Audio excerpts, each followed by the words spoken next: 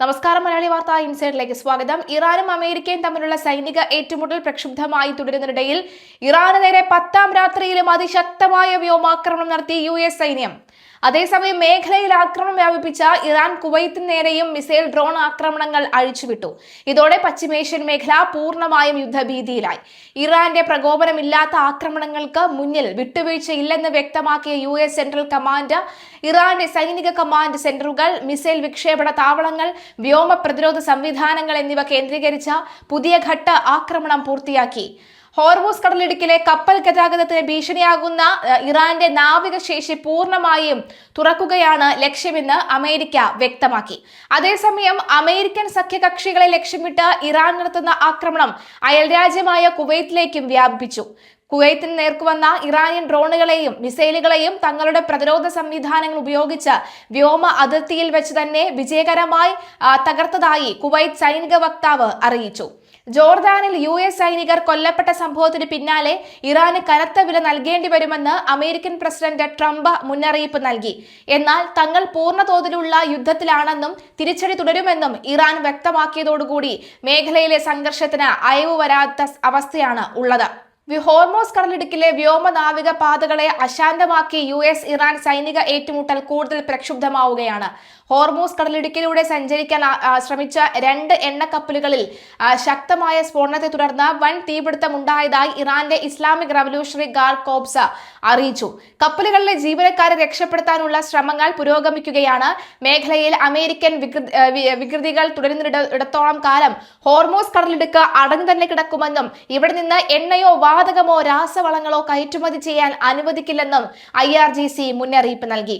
ഇറാനിലെ വിവിധ സൈനിക താവളങ്ങൾ ലക്ഷ്യമിട്ട് നടത്തിവന്ന പുതിയ ഘട്ട വ്യോമാക്രമണങ്ങൾ പൂർത്തിയായതായി US സെൻട്രൽ കമാൻഡ് അറിയിച്ചു. ഹോർമൂസ് കടലിടുക്കിലൂടെയുള്ള അന്താരാഷ്ട്ര ചരക്ക് കപ്പലുകൾക്ക് നേരെ ഇറാൻ നടത്തുന്ന ആക്രമണങ്ങൾ തടയുന്നതിനും അവരുടെ സൈനിക ശേഷി തകർക്കുന്നതിനുമായാണ് ശക്തമായ ആക്രമണം നടത്തിയതെന്ന് US വ്യക്തമാക്കി. ഇറാന്റെ സൈനിക കമാൻഡ് സെന്ററുകൾ, നാവിക പ്രതിരോധ സംവിധാനങ്ങൾ, മിസൈൽ ഡ്രോൺ വിക്ഷേപണ കേന്ദ്രങ്ങൾ, വ്യോമ പ്രതിരോധ താവളങ്ങൾ എന്നിവയാണ് പ്രധാനമായും തകർത്തതെന്ന് സെഡ്കോ പ്രസ്താവനയിൽ അറിയിച്ചു. US തിരിച്ചടി ശക്തമായി തുടരുമ്പോഴും ഹോർമൂസ് കടലിടുക്കിലൂടെയുള്ള വ്യാപാര ആവശ്യങ്ങൾക്കുള്ള കപ്പൽ ഗതാഗത തടസ്സമില്ലാതെ തുടരുന്നുണ്ടെന്ന് സെഡ്കോ അവകാശപ്പെട്ടു. കഴിഞ്ഞ മെയ് മാസം മുതൽ ഇതുവരെ 90,000-ഓളം വാണിജ്യ കപ്പലുകളുടെ 45 കോടി ബാരൽ ക്രൂഡ് ഓയിലിന്റെയും സുരക്ഷിതമായ നീക്കത്തിന് US സൈന്യം സഹായം നൽകിയിട്ടുണ്ടെന്നും പ്രസ്താവനയിൽ പറയുന്നു. അന്താരാഷ്ട്ര സമുദ്രപാതയിലൂടെ സ്വതന്ത്രമായി സഞ്ചരിക്കുന്ന സാധാരണക്കാരായ നാവികർക്കും കപ്പലുകൾക്കും നേരെ ഇറാൻ നടത്തുന്ന അനാവശ്യ അതിക്രമങ്ങൾക്ക് കൃത്യമായ മറുപടി നൽകാൻ അമേരിക്കൻ സൈന്യം പൂർണ്ണ സജ്ജരാണെന്നും സെഡ്കോ കൂട്ടിച്ചേർത്തു. യുദ്ധത്തിനെതിരെ ഡെമോക്രാറ്റുകൾ അതിനിടെ ഇറാനെതിരെയുള്ള US സൈനിക നടപടികൾ ഉടനടി അവസാനിപ്പിക്കണമെന്ന ആവശ്യവുമായി മുൻനിര ഡെമോക്രാറ്റിക് നേതാവും US സെനറ്റ് ന്യൂനപക്ഷ നേതാവുമായ ചക്ക് ഷുമർ രംഗത്തെത്തി. പ്രസിഡന്റ് ട്രംപ് ഈ യുദ്ധം നീട്ടിക്കൊണ്ടുപോകുന്ന ഓരോ നിമിഷവും അമേരിക്കൻ സൈനികരുടെ ജീവൻ കൂടുതൽ അപകടത്തിലാവുകയാണെന്ന് അദ്ദേഹം കുറ്റപ്പെടുത്തി. സമൂഹ മാധ്യമമായ എക്സിലൂടെയാണ് ഷൂമർ തന്റെ നിലപാട് വ്യക്തമാക്കിയത്. ഇറാനെതിരെയുള്ള യുദ്ധം അവസാനിപ്പിക്കാനും അമേരിക്കൻ സൈന്യത്തെ തിരികെ വിളിക്കാനും ആവശ്യപ്പെട്ട് റിപ്പബ്ലിക്കൻ പാർട്ടിയെ കൊണ്ട് സെനറ്റിൽ വീണ്ടും വോട്ടെടുപ്പ് ചെയ്യിക്കുമെന്ന് അദ്ദേഹം പ്രഖ്യാപിച്ചു. ഇനി ഇത് തുടരാനാകില്ല, ഈ യുദ്ധം അവസാനിപ്പിക്കൂ എന്നാണ് ചക്ക് ഷുമർ കുറിച്ചത്. നേരത്തെ കോൺഗ്രസിന്റെ മുൻകൂട്ടിയുള്ള അനുമതിയില്ലാതെ ഇറാനെതിരെ നടത്തുന്ന സൈനിക നടപടികൾ നിർത്തിവെക്കണമെന്ന് ആവശ്യപ്പെടുന്ന വാർ പവേഴ്സ് പ്രീമിയം US ഹൗസ് ഓഫ് റെപ്രസെന്റേറ്റീവ്സ് പാസാക്കിയിരുന്നു. ജൂൺ 24-ന് സെനറ്റിലും പ്രമേയത്തിൽ അംഗീകാരം ലഭിച്ചു.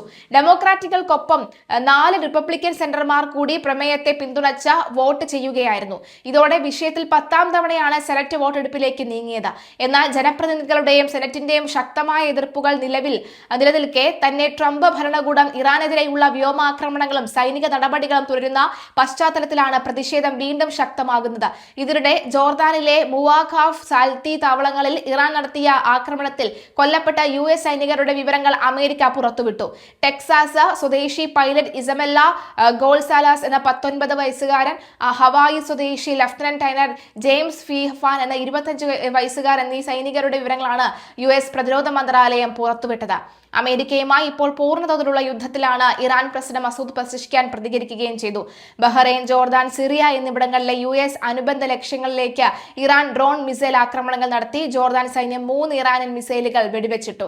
സംഘർഷം രൂക്ഷമായി തുടരുമ്പോഴും മധ്യസ്ഥ മുഖേനയുള്ള നയതന്ത്ര സന്ദേശങ്ങൾ കൈമാറുന്നുണ്ടെന്ന് ടെഹ്റാൻ കൂട്ടിച്ചേർക്കുകയും ചെയ്തു. ഹമാസിന് പുതിയ തലവൻ വന്നതിന് പിന്നാലെ തന്നെ ഹമാസ് കൂടുതൽ ശക്തമായി യുദ്ധത്തിലേക്ക് ഇറങ്ങുമെന്നതിന്റെ സൂചന കൂടിയാണ് ഹമാസിന്റെ പുതിയ തലവൻ നൽകുന്നത്.